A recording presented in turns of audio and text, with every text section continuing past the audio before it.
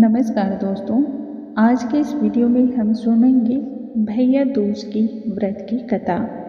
इसे भातृ द्वितीया या फिर यम द्वितीया के नाम से भी जाना जाता है। इस दिन बहनें अपने भाइयों के माथे पर तिलक लगाती हैं और उनकी लंबी उम्र, सुख और समृद्धि की कामना करती हैं। आइए भैया दूज की पूजा के अवसर पर इस कथा का श्रवण करने से सभी प्रकार के कष्टों से मुक्ति मिलती है। भाई बहन का रिश्ता बहुत ही मजबूत और पवित्र बनता है, इसलिए व्रत की कथा का श्रवण अवश्य करना चाहिए। जब पूजा हो जाती है तब व्रत की कथा को सुनने से व्रत पूर्ण फल को देने वाला माना जाता है। हिंदू पंचांग के अनुसार यह पर्व हर साल कार्तिक शुक्ल पक्ष की द्वितीया तिथि को मनाया जाता है। इस त्योहार को भैया दूज के नाम से जाना जाता है। इस कथा की बहुत अधिक महत्ता बतलाई गई है। धार्मिक पुराणों के अनुसार सूर्य और छाया की दो संतानें थी, एक पुत्र यमराज और दूसरी पुत्री यमुना।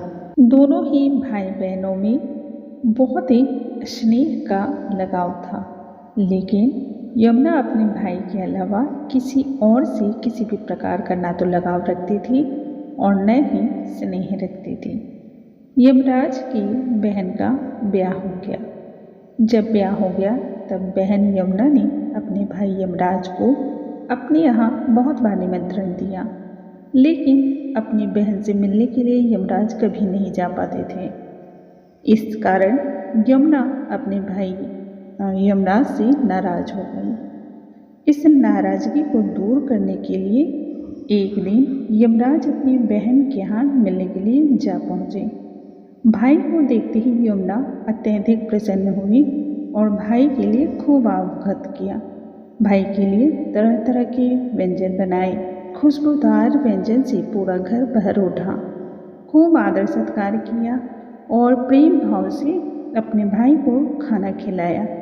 बहन का यह प्यार देखकर यमराज इतने खुश हुए कि उन्होंने यमुना को बहुत सारे उपहार भेंट के स्वरूप में दिए। इसके साथ ही यमराज ने जब वहाँ से विदा लेने की बात कही तब यमुना इससे बहुत अधिक दुखित भी हुई, लेकिन फिर वह भाई की खुशी और प्रसन्नता को देखते हुए मान गई। यम ने विदा लेने से पूर्व अपनी बहन यमुना को उनकी इच्छा के अनुसार वर मांगने को कहा। यमुना ने उसके आग्रह को सुनकर कहा, मुझे किसी भी प्रकार का वरदान नहीं चाहिए। लेकिन जब यमराज बार बार कहने लगे तब यमुना उनके इस आग्रह को ठुकरा न सकी और बोली, यदि आप मुझे वर देना ही चाहते हैं तो यह वरदान दीजिए कि आज के दिन हर साल आप मेरे यहाँ आएंगे और मेरा आतिथ्य स्वीकार करेंगे। इस दिन जो भी बहन अपने भाई के माथे पर तिलक लगाकर उसे भोजन खिलाती है, उसे किसी भी प्रकार का अनिष्ट का भय नहीं हो, इसके साथ ही अकाल मृत्यु भी ना हो। तब यमराज ने यमुना को यह वरदान दिया।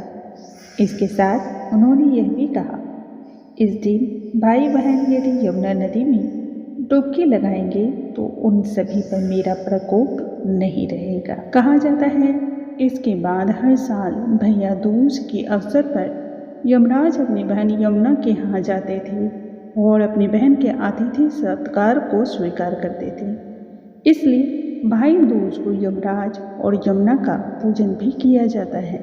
इसके पीछे दूसरी भी एक पौराणिक कथा है जिसमें जिक्र मिलता है भगवान श्री कृष्ण अपनी बहन सुभद्रा के पास इसी दिन जाते हैं।